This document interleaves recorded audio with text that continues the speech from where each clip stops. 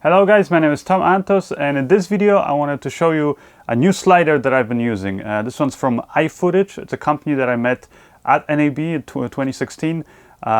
They impressed me. They have a lot of cool products. One of the main one is their sliders. This is the Shark carbon fiber slider. It's like the name says, it's made out of carbon fiber and aluminum, so it's very light but very sturdy. So that's one of the main things that I like about it. But the other thing that I like about it is that it's even though it's light, it's able to actually hold a lot of weight. So as you can see up here, I have the Ursa mini camera, sort of fully loaded out with the cinema lens and, fellow focus mount packs, big battery, a hard drive, an extra monitor for my assistant, audio setup, everything. And this thing can actually take the weight without any problems, as you can see if I move it. And this is actually the setup that I was using on a film that I shot this year, a feature film, where I actually used this slider. And so I think the best way to kind of show you guys what you can do with the slider is if I just simply show you some example shots that I got during that film and a few other projects where I also used the slider. What makes the slider really fun and easy to use is the fact that it has a weighted flywheel up here. That you can operate the slider just by using the flywheel, by rotating it, or you can, if you want, you can actually take off the flywheel. You don't have to use it. But if you're using the flywheel in conjunction with the drive belt, then it just makes operating the slider and sort of getting those small and kind of very subtle camera moves, or also if you want to, let's say, move very quickly and suddenly kind of come to a soft stop, it makes it a lot easier, especially when you're using like a big camera like this. Because that weight of that flywheel itself is gonna it's just basically the inertia behind it allows you to basically to make more of those sort of subtle movements a lot better. If you want to, you can easily lock the slider here, which is this knob. And if you want to move it, unlock it. And the flywheel definitely helps, like I said, smooth out the motion, especially if you want to, for example, like move it and just let go of it. You see the slider will just come to automatically to like a nice and smooth stop. So if you push it and let go of it, without that flywheel, it will just keep on going. And as you can see, even with the weight of this really big camera setup, just having it attached on one standard tripod, actually I'm able to move left and right and get really nice and smooth shots. And another thing I like about the slider is that it uses this sort of small kind of wheel system that kind of wraps around and applies some pressure to the two pipes that actually take all the weight, basically the weight of your whole setup. And those wheels can actually be adjusted. So if it ever gets loose, let's say, where it starts moving a little bit on you, then you can very easily on location basically just flip the slider upside down and you can adjust the tension of those wheels. So you can always make sure that it's making nice contact and that there isn't any wobble room in there in that slider. I like how the company that designed the slider has thought of all the little things, like for example, even this Allen key that's attached here underneath the main platform. So for example, if you're on location and you need to adjust the tension of, let's say, some of these wheels, then you don't have to scramble around and look for a tool because you have it right here. Just use it, and when you're done, just attach it here underneath there, and you'll always have it. So to adjust the tension of the wheels, you loosen these two knobs here, and this will allow you to sort of rotate this circle in the middle, and you can really make sure that you're basically pressing in with these two wheels against the two tubes. Once you're there, you just tighten it.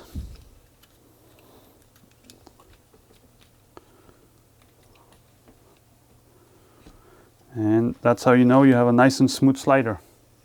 This slider retails at $500, or that's the starting price, so depending on what length you get, and the longer you get, then the more expensive it's going to get. I like the length that I have up here because for most applications I find that it's just enough movement for me to be able to get, like, for example, like some nice product shots like I got in my Ursa mini camera review. So it allows me to do those kind of things. And also it makes it easy then to fit it into the case. So when you buy the slider, you get this case. It will, it's a nice padded case. It will fit all the parts for it. Plus, the case itself will actually fit some of the other accessories that come with it and the extension tubes. So if you want to actually make the slider a lot longer, you can convert it fairly easily just by basically adding the two extension tubes. So you can make it twice as long as what you see up here, or even longer if you got the even longer version.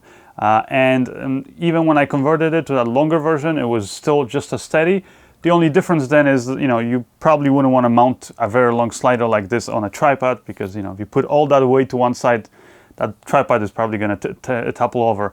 So what they've done, which I like, is that at the end, these units here, they have lots of different attachment points. So you can attach this, for example, like put basically light stands or some other kind of stands, and put all that weight there. And that's basically what I was doing when I was working on that feature film, where I used the slider. Whenever I had it extended, I would basically put one light stand on one side and then another on the other, and it was rock solid, did not move. So if you want to touch the slider on either ends, you have a 1/4-20, 3/8 of a hole, and then you have a light stand here of attachment. So you can put the light stand and then tighten it with the knob up here.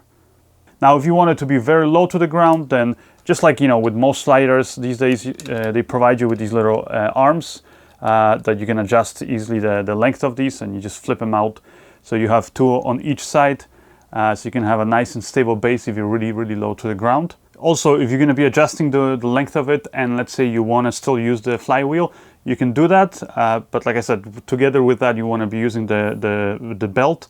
And they also provide you with 2 different lengths of the belts. So depending on what length you're going to be using, you can just apply that belt. Now, if you need to, for example, adjust the tension of the belt, or if you want to take it out, replace it, then it's very fast. You just loosen one of these knobs, take out the belt, put in a new one, tighten it, and that's it. The belt is replaced. Also, the slider just has a lot of little things that just, really show you the craftsmanship and the sort of the really good production of this product. Little things like the little rubber bumpers on both sides here of the camera plate, the multiple bubble heads, so you can really make sure that your slider and the tripod are nice and leveled. They even provide different tapped size holes up here, so you can attach accessories, monitors, or things like that. And actually, this slider works in conjunction with the Motorized slider system that you can get from iFootage, which is probably the next thing that I'm waiting to sort of test out. That system can be used for both capturing live action as well as stop motion, whether it's video or just photography, taking still photos. And it comes with like a cool remote, sort of almost like a gamepad style joystick and things like that. So again, I've only had a chance to see a little bit of it at NAB this year. But I'm sort of curious to get it myself and test it out and show you guys the results. Overall, it's a really great product. I mean, I'm happy with it. There's nothing really bad that I can say about it. It's manufactured very well. All the pieces are fit beautifully. They're machined very well. There's no, like I said, no wobble anywhere. There's a lot of different options and things that they've thought of ahead of times to make it easier, to use it in different configurations.